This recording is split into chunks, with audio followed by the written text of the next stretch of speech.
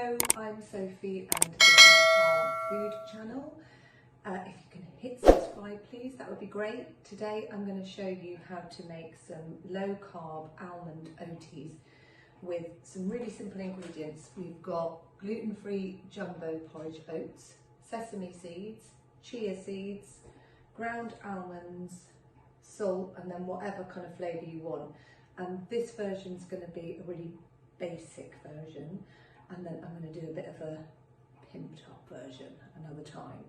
So it's really, really simple. It makes about either 30 little rounds if you can be bothered to cut them out, or today I'm just going to do the scoring, so make 30 misshapen squares. They're really yummy.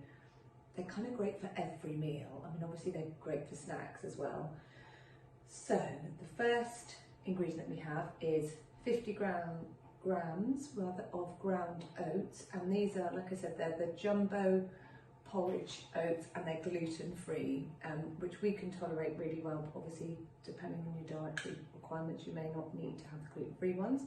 So that's 50 grams of those, and you just zhuzh them up in your NutriBullet or your Magimix or whatever it is. And if you haven't got that, then put them in a bag and bash them. There's that, so 50 grams of that. Then we've got 50 grams of these sesame seeds, 50 grams of those. Just checking the recipe. 135 grams of ground almonds. Again, just whack it in the NutriBullet. It is so easy. And we, just top tip, we bulk buy the almonds because they are a pretty penny, and just means you can make your own ground almonds, which sounds ridiculous, but actually when you get into it, it takes 2 seconds. So there's that, 135 grams of ground almonds, then 15 grams of whole oats, again for us gluten free, 15 grams of lovely chia seed, and they are really clever and they act like an egg. So this one, sometimes if I don't have chia seeds, I will use an egg. Obviously, if you're vegan, this is super because it means that you can use the chia seeds instead of an egg, because they have the same, they work in the same way as an egg in terms of its chemical binding, which is brilliant. What else? Salt. So a little bit of salt, and you can use some fancy pants salt if you like. We always use Malden. There's also this smoked Malden, which we've used before, which is delicious. You can get black salt, which is really delicious and looks lovely. We don't have any of that at the moment, so I'm just mixing all of this together, all of the dry together. You know the drill, dry before wet. Give it a good old mix, like that. And then this is the bit where you can get inventive with the flavours. Like I said, today I'm going to keep it really simple and just do fennel. I haven't got too much left, so I don't know how much that is, probably a tablespoon. But usually I'd probably go a bit heavier on the fennel, but like I said, I haven't got any left, so a slightly salty fennel cracker will suffice today. But for the next one, when I really soup it up, we're going to use our own herbs. So our rosemary, our dried rosemary, and I've got a bit of thyme there as well. So again, mix in your flavours, and like I said, get inventive. Do you like paprika? Put a bit of that in. Do you want a chilli cracker? I also have been known to mix our pesto into it, which is delicious.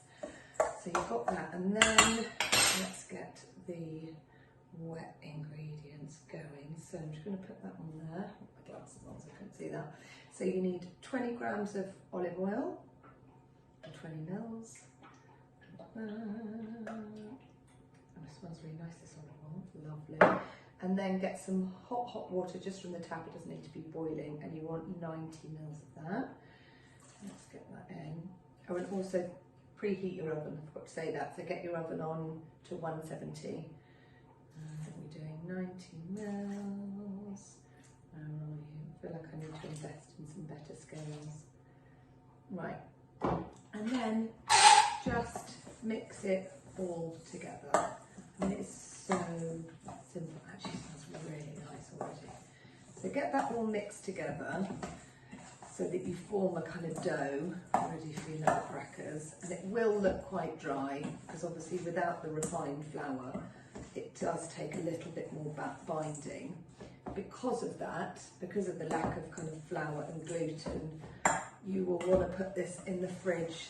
It doesn't take long, to be honest with you, just before you cook it. So I would say 10 minutes in the fridge. Let's see. So let's have a look. It's been about 10 minutes and it should be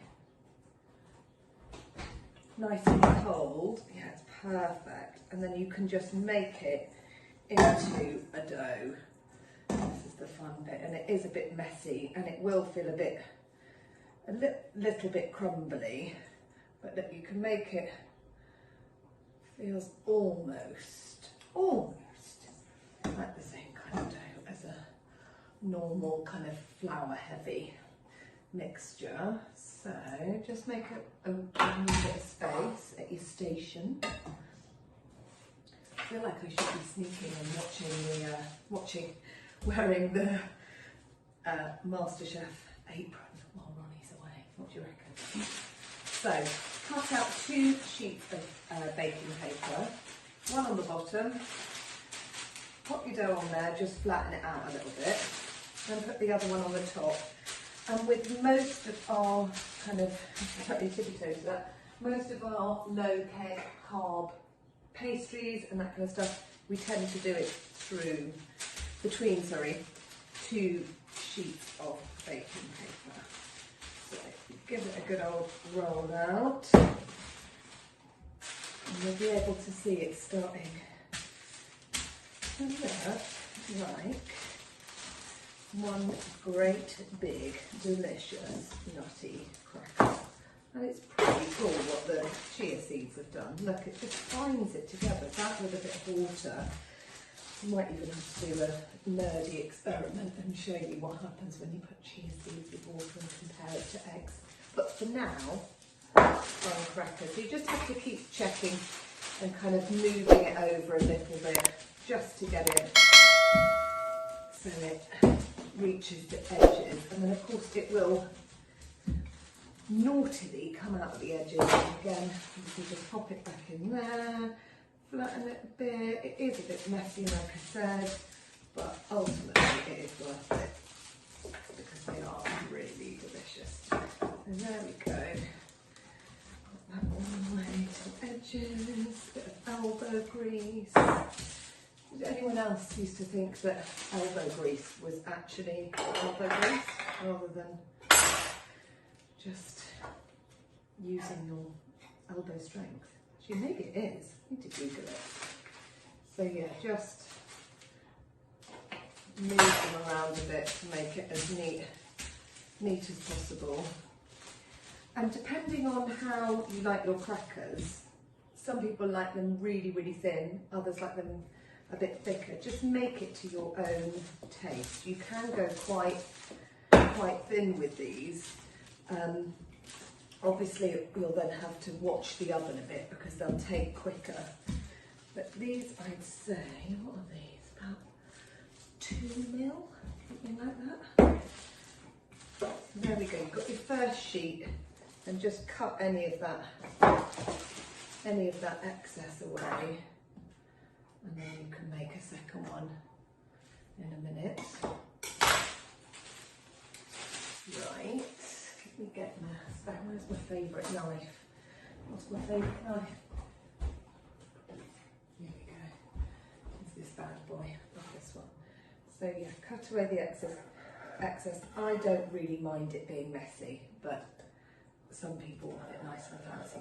Let's do it a little bit fancy. So just take them away.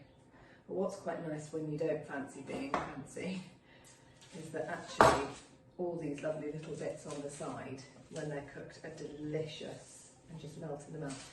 So there you go, there's your kind of pastry. Pop it on the baking sheet, and once it's on the sheet you can then score it. And like I said, this can make about 30. But again, it's your preference. Do you want them really little? Do you want them nice and big? So that you can have them with a bit of butter and marmite on.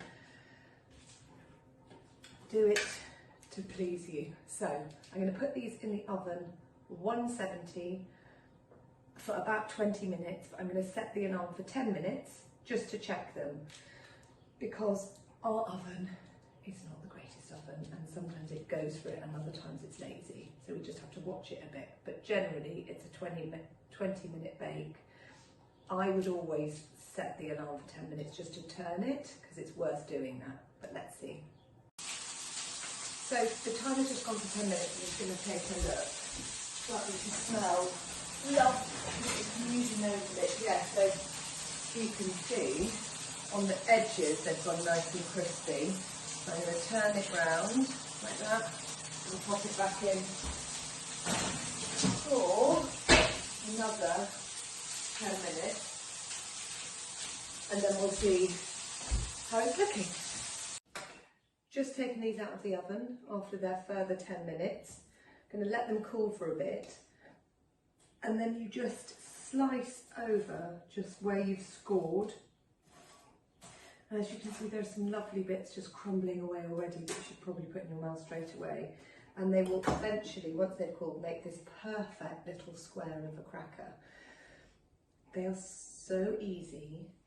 There is the mini faff of the weight in the fridge, but apart from that, they are easy. And like I said, we're going to play with them in terms of the flavours and kind of soup them up a little bit. But yeah, that's our low carb OT sesame cracker. I hope you enjoy. As ever, let us know what you think. Click the subscribe button and see you soon.